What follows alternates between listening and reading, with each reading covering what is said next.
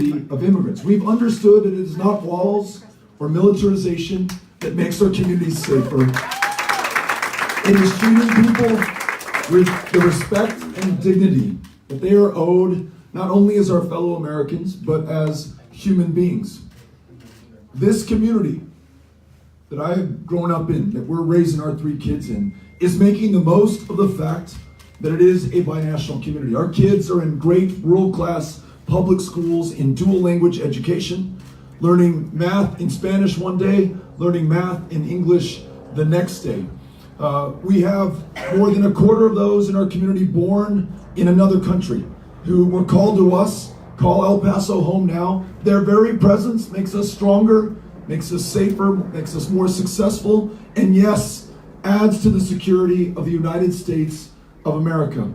I loved what Artie was saying about one job being enough. Listening to people in Texas, school teachers are working 2 and 3 jobs just to make ends meet, though they have the most important job right in front of them in that classroom. Those kids whose lifelong love of learning, if unlocked, will allow them to do whatever they were created to do. The sky is the absolute limit. Folks working 2 and 3 jobs because they cannot make enough to feed their families, afford the copay on medication if they have insurance to begin with, set something aside, buy a home, get ahead, or help their kids get ahead.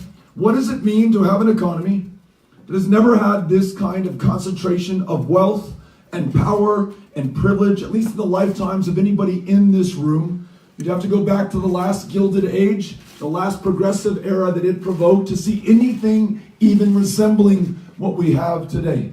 If we're going to be a match for that, it means not only does everyone get paid a living wage and that we all join the fight for 15, it means universal, guaranteed, high-quality health care so everyone can afford to see a doctor, take their child to the therapist, afford those medications that will literally save their lives.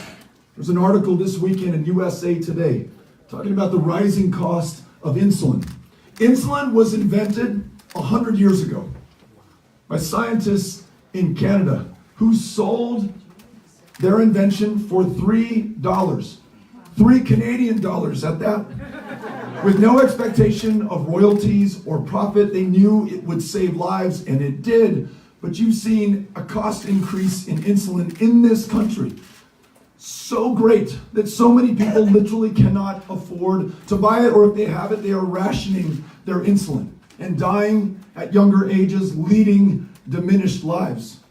So healthcare, being able to raise your kids, paid family leave in the United States of America, making sure that childcare is affordable, that housing is within sight, all of these begin to correct the problems that we have, and they're connected. As I know Artie would tell us, with not just being college ready at high school, not just affordability of higher education, though that is a must in a country that has $1.5 trillion in outstanding student loan debt. It also means being career ready, being able to join an apprenticeship, join a union without taking on a dime of debt, learning a trade or a skill that will serve you for the rest of your life and allow you to command not just a living wage, but 25, 30, 40 bucks an hour. Allowing you to live with dignity, provide for your family, and live where you work. Stay in the community in which you are raised. We're going to meet those challenges, or the challenge of the fact that the scientists, beyond the shadow of a doubt, have agreed that this planet is warming. It is caused by us, our own emissions, our own excesses, and our own inaction. And those same scientists also agree that it is on us right now, 12 years left to the human race, to figure this stuff out, and perhaps more on our shoulders than the shoulders of any other people on the planet, given the fact that we are the wealthiest, the most powerful, the most technologically advanced, but we are also the world's leading democracy, having created the single greatest, most powerful mechanism humankind has known to call forth the genius and the potential, the creativity, the resolve, and the energy of an entire people.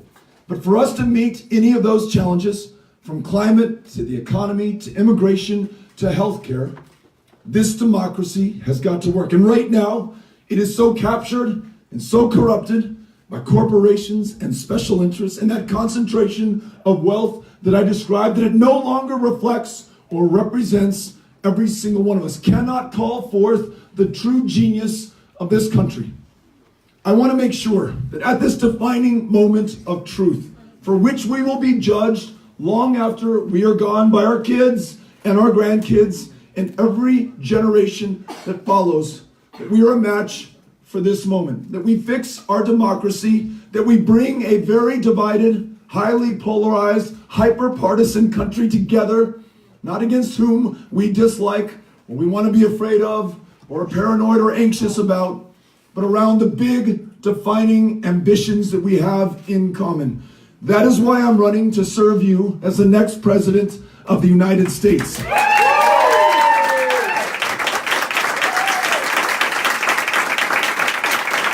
And we're going to run this campaign one living room at a time,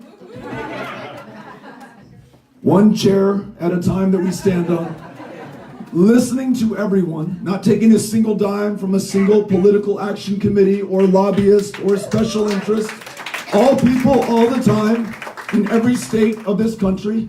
No me importa how red or rural, how blue or urban, who you voted for last time, who you vote for next time, whether you can even vote because of your status or a conviction on your record, that you are here in this country, that you're my fellow human being is all that matters to me, is all that should matter to us at this moment. We're going to run a campaign in that way so that if we are the next nominee, or even if we are not, whoever we get behind in summer 2020 not only can defeat Donald Trump, but can hit the ground running January of 2021 to bring this country together and get after the big challenges and opportunities in front of us.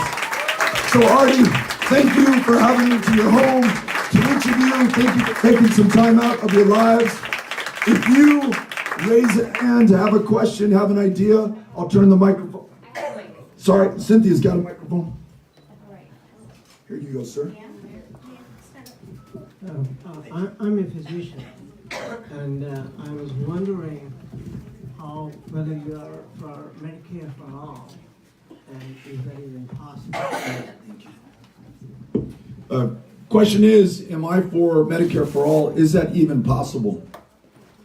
The way that I describe the goal is guaranteed, high quality, universal health care. Guaranteed to ensure that we don't lull ourselves into thinking that if you have health insurance, you're okay.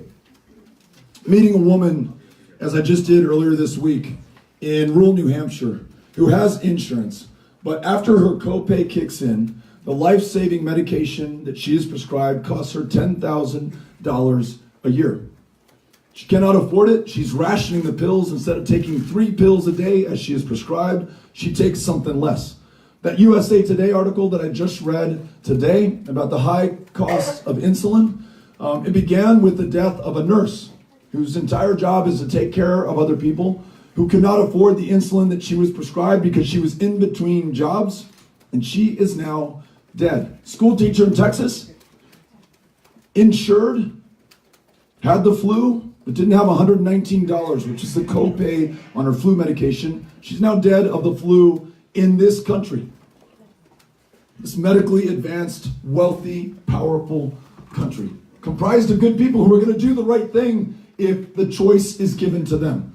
So whatever path we take, it's got to be guaranteed, it's got to be high quality, and it's got to be universal. Every single American in this country.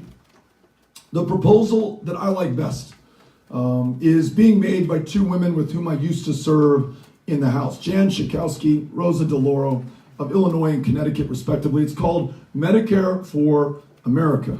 And what it does is it ensures that if you have employer-sponsored insurance right now and you like your network and your doctors, keep it. I was just talking to Dee Taylor, and if you know Dee Taylor, I was just listening to Dee Taylor.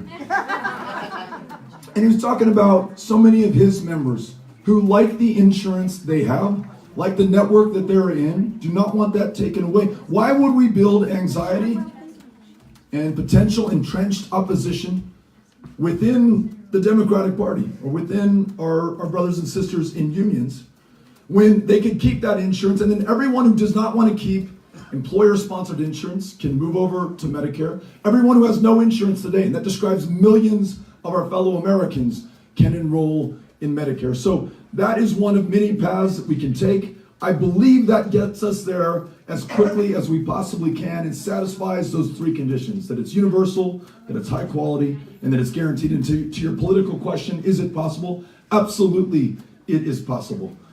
We just have to set our minds to it and do it. So thank you for the question. Appreciate it. Hey, I'll get down here so I can look for you back.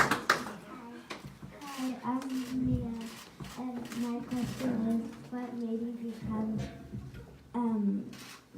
so you can be outside? Thank you.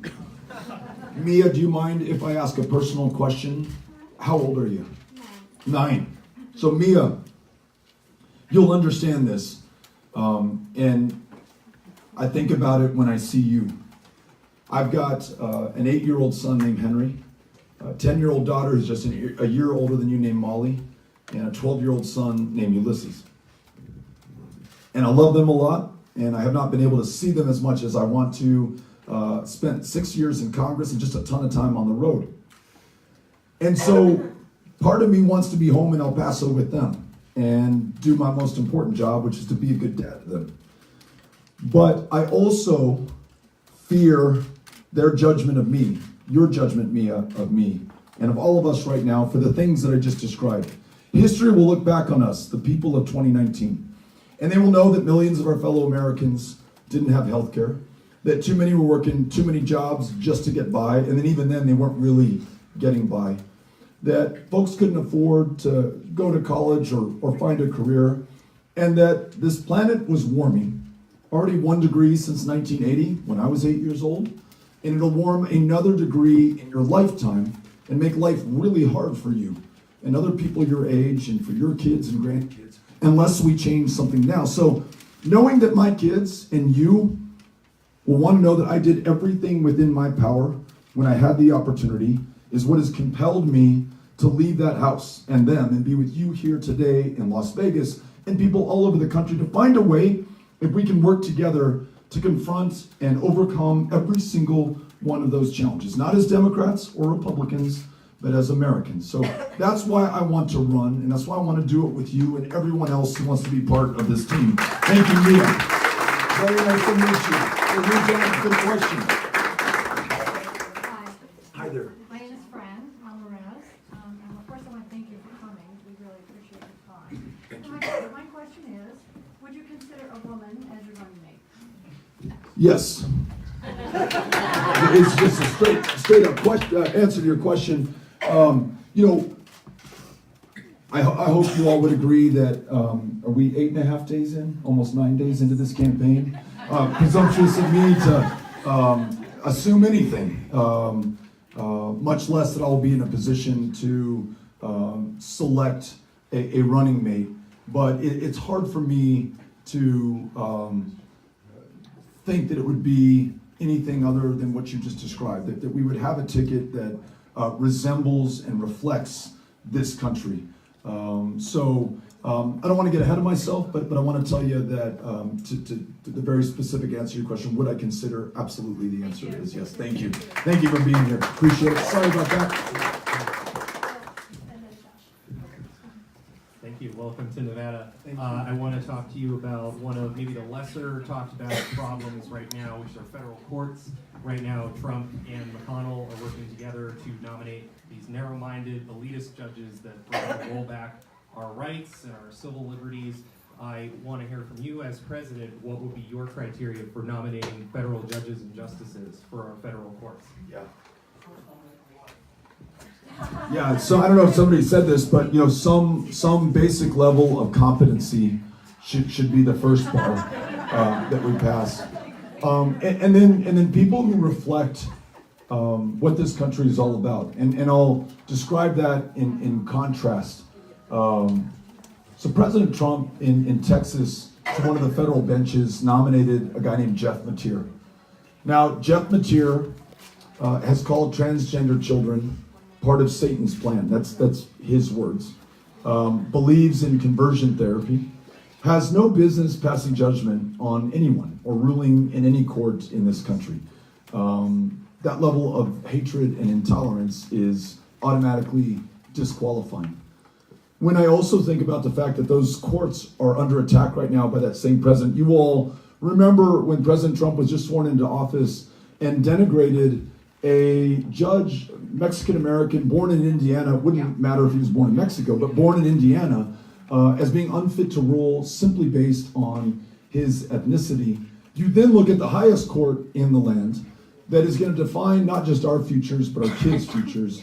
Roe versus Wade, decided all the way back in 1973, under attack, unlike any other time since then. In Texas, we have so successfully closed down so many of our family planning clinics that it's almost impossible for some women to get a cervical cancer screening or see a family planning provider.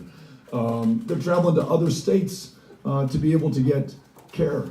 So whether it's that, whether it's corporate citizenship, or equating money to speech, or saying corporations can spend unlimited amounts of money in Citizens United in 2010, and having justices who might reinforce or exacerbate that kind of ruling. I want to make sure that we have qualified, principled people who believe in people, in human beings over corporations, in human beings over special interests, trust women to make their own decisions about their own bodies, and reflect the diversity of this country. Houston, Texas, the most diverse city in the United States of America. Houston, Texas, thanks in part to what the people of Houston, the people of El Paso, the people of the state of Texas did in 2018, just elected 17 African American women to judicial positions, literally changing the face of criminal justice in that community. So, absolutely, and we campaigned with her at almost every stop in Harris County along the way. So we're seeing some really good things. I want to make sure that's reflected in our nominees and in our confirmations. So thank you for asking the question. Yeah. Hi there, I'm Josh. Hey, Josh. I'm about 3 times older than Maria, which means I came of age right at the beginning of the Obama presidency to vote and everything. Which means I also remember that 2010 was a really bad year for Democrats, and it meant that we only had 2 solid years of potential for progressive legislation. So while I'm sure you have a really good plan that involves winning 38 electoral votes from Texas and other cool stuff to win the Electoral College, I'm wondering if you have a more sustainable electoral strategy to keep progressive majorities in Congress and be able to sustain a fight against taking away voting rights, to horrible redistricting. What's the long-term plan for keeping Democratic progressive majorities in this country? Yeah, Josh, thanks for the question and the very accurate description of what followed 2008. Local parties withered on the vine for lack of attention and resources and focus. Texas might be an excellent case study in that. We ranked, to your connection to voting rights, we ranked 50th in the country in voter turnout. Not by accident, not because we love democracy less than you do in Nevada. By design, we were drawn that way. People drawn out of congressional districts based on their race, packed and cracked, as they call it, in the nomenclature of gerrymandering. And they did it based on race and ethnicity. And the courts sustained that. To this question about the courts, found that that's exactly what the state legislature did, as unconstitutional as it gets. Now, we received no meaningful national investment other than small dollar donors as we were campaigning across Texas, but no DNC to Texas State Party transfers. What we received was a lot of great grassroots support that took our state from 50th to being a contender to 38 electoral votes that some consider, myself included, in play now in the national election. Texas has a seat at the table. There's a reason to vote come November 2020. Young voter turnout up 500% over the last midterm year. But to your excellent point, good for you, Texas. You did that in 2018. What are you going to do for me in 2019? What are you going to do for me in 2020 and beyond? And so sustaining those local county parties, and it's no small task in Texas, there are 254 of them, 254 counties, means that there's got to be a concerted, sustained investment. And that also means the time of the man or woman at the top of the ticket going to not just the obvious places, Houston, Texas, Las Vegas, Nevada, but going to rural communities and smaller towns, showing up for people who might wonder and be forgiven for believing whether we care about them, whether we've forgotten about them, whether they matter after they've secured us the election. First place that I went to when we announced our candidacy was Keokuk, Iowa. It is, no way. Are you from there? Okay, yes. So, Southeast Iowa, along the river, one of these counties that voted for President Obama, one of these counties that voted for President Trump. We got to show up and keep coming back, and make sure that we understand that any ability to sustain any advances or to pass any legislation is contingent upon local support all over the country. If you know anything about our record as a member of Congress, town hall meetings every single month, no holds barred, all comers welcomed, ask any question, level any criticism. It really brought people out. We saw El Paso maybe with the highest voter turnout in 2018. This campaign in every one of the 254 counties in Texas, I really believe in this stuff, and I love it. And I love being with people, and I love being in rooms like these, but I think that's what it's going to take to keep it going thereafter. Thank you, Josh. Okay, Yes, it's about my neighbors. right on. Hi, I'm Carmen. I live right up the street. Thank you for coming here tonight. I was wondering if you would tell us more about how you would reform the prisons and the criminal justice system. Yeah, absolutely. There are a lot of things when I say them out loud, and to your excellent question, is it Mia? Yes. Mia, your excellent question earlier, and my thinking about my kids. When I say them out loud, it's just going to be really hard for my kids to believe that when they're old enough to understand what was going on. People dying of diabetes and the flu and cancer. The fact that we have the largest prison population on the face of the planet, that doesn't jive with my conception of America. And the way we like to think about ourselves as a free people and jealously guarding our independence. And when we look at that prison population, it's disproportionately comprised of people of color. A lot of them there for nonviolent drug offenses, too many for possession of marijuana. And I saw the dispensaries when I was coming in from the airport. More than half the states in the union have legalized marijuana for medicinal purposes, or they decriminalized it, or it's available for recreational use amongst adults. Why are we still arresting and jailing people for possession of that substance in other states?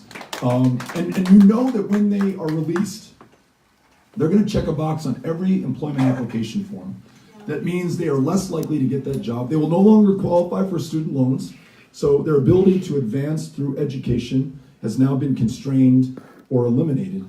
Their choices have been narrowed, and the likelihood that they're going to have bad choices before them is that much greater. So if we think about not just ending the prohibition of marijuana federally, but expunging the arrest records for anybody who has served time for marijuana possession, given that it's legal everywhere else. But we also think about the larger system in which our criminal justice system resides. You know, I've heard about the schoolhouse to jailhouse pipeline. I only recently learned, actually, from people in Houston who shared this with me, it does not begin in high school as I had assumed. It begins in kindergarten. You're 5 years old, you're a child of color, you're 5 times more likely to be disciplined or expelled or suspended. We're setting you up for lowered expectations and diminished outcomes. Literally from 5 years old, you are defenseless and as vulnerable as you're going to be as a human being. And that's when we are doing this to you.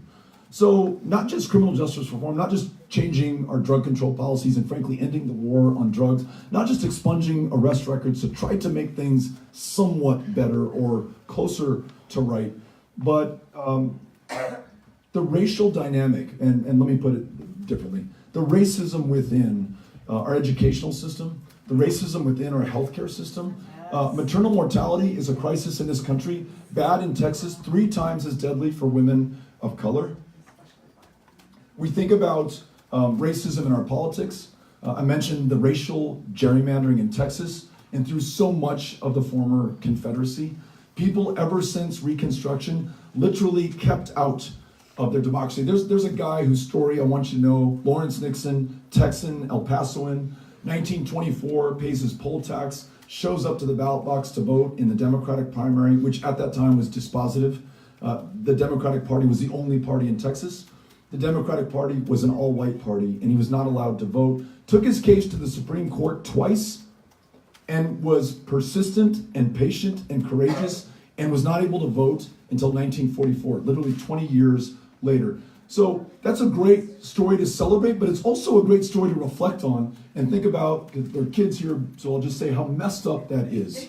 that Dr. Nixon and so many of our fellow Americans were literally locked out of representative government. So the policies and the practices and the laws, they had no ability to shape them or inform them. And guess what? So often they were written to work against them, to prevent them from acquiring wealth or taking wealth from them, to press them into service in convict labor gangs. So I'm sorry to go on so long in this answer, but I don't want us to labor under the false assumption that if we end the war on drugs, as important as that is, or expunge arrest records, as great as that will be, that's not going to be coming anywhere close to what we need to do. A real reckoning with the facts and the truth in our history, that is in order. And the great news is this country seems to be at least on the verge of having that conversation. I'd love this campaign to be part of it. So thank you for the question. Appreciate it. Excellent.